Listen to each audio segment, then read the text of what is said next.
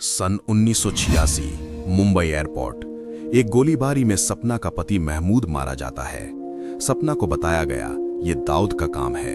विधवा बनकर सपना रोई नहीं, उस तरह से मिली और बोली, मुझे मारना सिखाओ। यहीं से शुरू हुई दाऊद को नेस्तनाबूद करने का प्लान। लेकिन क्या सपना जानती थी कि बदला प्यार में बदल जाएगा और फिर धोखे में तबाह। विशाल भारद्वाज की फिल्म ओ रोमियो सच्ची घटनाओं से प्रेरित ये कहानी हुसैन जैदी की किताब माफिया क्वींस ऑफ मुंबई पर आधारित बताई जा रही है। यही वो किताब है जिससे संजय लीला भंसाली ने गंगूबाई काठियावाड़ी बनाई थी। फिल्म में लेखक विक्रम चंद्र के साथ हुसैन उस्तारा, जिसका किरदार शाहिद कपूर निभा रहे हैं, की कहानी सुनाते हैं। वे सपना दीदी तृप्ति डिमरी द्वारा अभिनीत से अपनी मुलाकात की कहानी साझा करते हैं, जो दाऊद इब्राहिम को मारने के मिशन पर थीं, क्योंकि उनका मानना था कि उसी ने उनके पति की हत्या करवाई थी।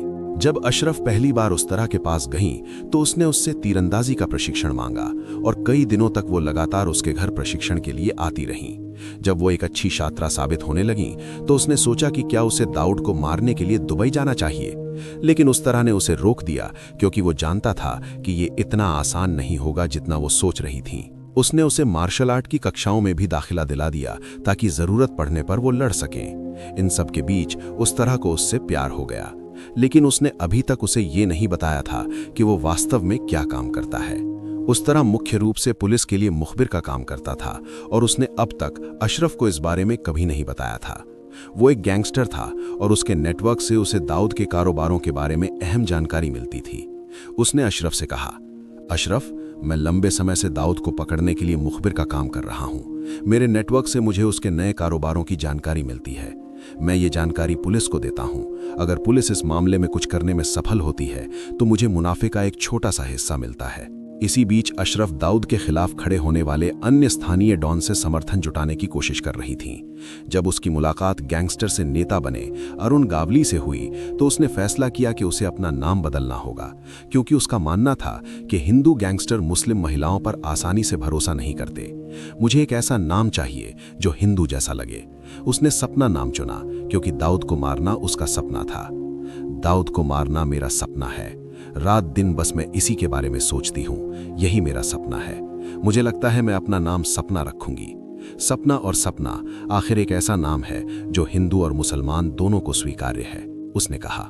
हुसैन उस्तारा अब भी सपना को एक भोली भाली लड़की मानते थे, जिसके सपने पूरे नहीं हो सकते थे। लेकिन वो एक स्थानीय गैंगस्टर बन चुकी थी, जिसके मुखबिरों का एक बड़ा नेटवर्क था।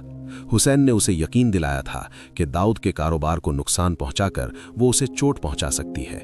इसीलिए उसने दाऊद के हर स्थानीय कारोबार की जानकारी देना अपना मिशन बना लिया था।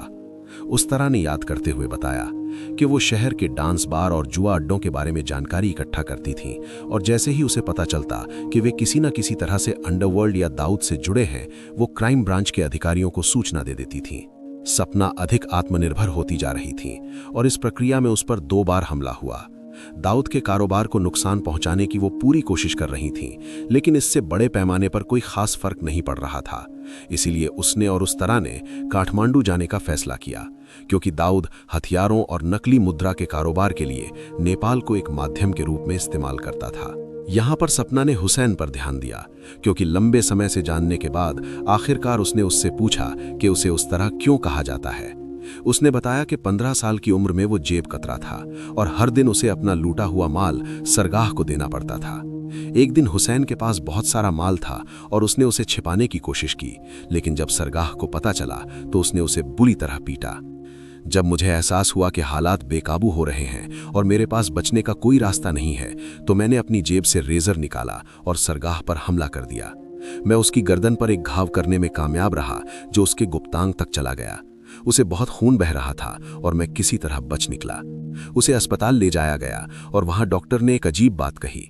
उन्होंने कहा कि जिसने उसे काटा है, उसने ये काम शल्य चिकित्सा की सटीकता से किया है, और जल्द ही, इससे पहले कि मैं कुछ समझ पाता, उस तरह नाम मेरे नाम के साथ जुड़ गया।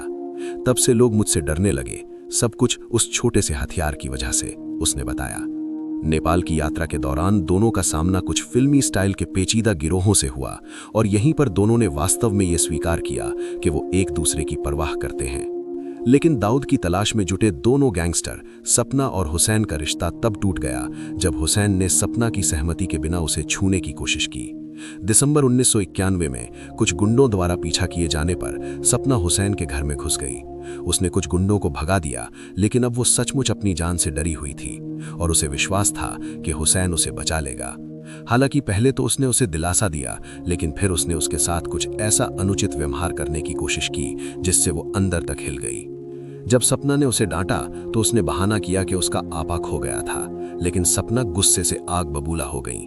जैसे जैसे वो उसके कार्यों के लिए उसे खरी खोटी सुनाती रही, आखिरकार उसने अपना असली रंग दिखा दिया। इतने सालों तक मैंने ही तुम्हें कामयाब बनाया और मैं तुम्हें बताना चाहता था कि तुम असल में क्या हो। तुम बस एक धूर्त चालाक कुतिया हो जो, उसने कहा और सपना ने उसे थप्पड़ मार दिया।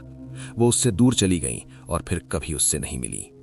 सपना दाऊद को मारने का अपना सपना पूरा नहीं कर सकी। उसने एक बार शारजाह में भारत पाकिस्तान मैच के दौरान दाऊद की हत्या करने के लिए कुछ आदमियों को किराए पर लेने की एक विस्तृत योजना बनाई थी। दाऊद के आदमियों को इस योजना का पता चल गया और उन्होंने 1994 में उनकी हत्या करवा दी। उस तरह की भी कुछ साल बाद 1998 में मृत्यु हो गई।